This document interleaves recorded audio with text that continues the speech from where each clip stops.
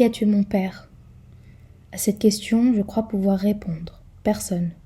Non pas en raison d'un jeu de mots aussi retors que celui d'Ulysse, mais en vertu de ce que mon père lui-même a dû se dire, pour peu qu'il se soit senti mourir et qu'il ait vu en face son assassin.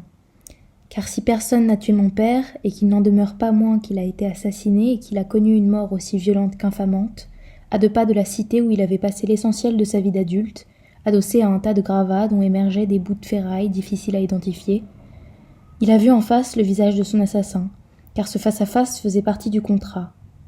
Il fallait qu'il sache qui lui portait le coup fatal, qui avait jugé qu'il était indigne de vivre et qu'il avait sans doute toujours été. Car l'indignité ne datait pas d'hier et mon père était en sursis. Simplement, il avait fallu attendre le début du nouveau millénaire pour que la sentence soit enfin exécutée. Les années 2000, mon père ne les verrait pas. Qui a tué mon père ? Personne et beaucoup de gens, ou plus exactement, beaucoup de gens auraient voulu tenir la pierre qui lui a fracassé le crâne, réduisant son occiput en bouillie, puis s'acharnant méthodiquement sur son visage, massacrant ce qui lui restait de beauté, ce qui n'avait pas été escavé par l'héros, jauni par la clope, bouffi par l'alcool. Beaucoup de gens auraient voulu tenir cette pierre, mais seul un l'a fait, et son nom est personne. Il y a quelques années, j'ai consulté un hypnothérapeute. Je voulais me débarrasser de mes propres addictions, et j'avais entendu dire le plus grand bien de ce psychiatre et de ses pratiques. À la première séance, et passé un préambule assez classique, il m'a demandé de me présenter un vase, de le lui décrire, puis de laisser les images venir à moi. Dans ce cabinet cosy du cours Pierre-Puget, qui sentait le lys et l'eau caustique, je me sentais bien, détendu, presque heureux.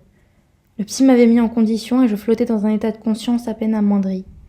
De l'autre côté de la fenêtre, les platanes étaient d'un vert tendre, et j'ai eu un instant l'espoir que tout pouvait s'arranger, que j'allais laisser là le dur fardeau d'exister et repartir léger comme à neuf, semblable aux bourgeons duveteux des platanes. Je vois plutôt une coupe qu'un vase.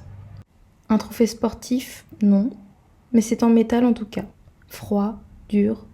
Je me demande si ça n'est pas plutôt une sorte d'urne funéraire. Oui, c'est ça. Mais en même temps, il y a des fleurs dedans. Enfin, pas exactement des fleurs, mais dont on a coupé la tête. Il ne reste que les tiges. 3. 3 fleurs décapitées, c'est bizarre. Pourquoi mettre des tiges dans un vase ? Le rêve éveillé a continué à l'avenant. En face de moi, le psy prenait furieusement des notes, sans faire de commentaires. À la fin de la séance, il m'a seulement demandé si j'avais des frères et sœurs. J'ai une sœur et un frère.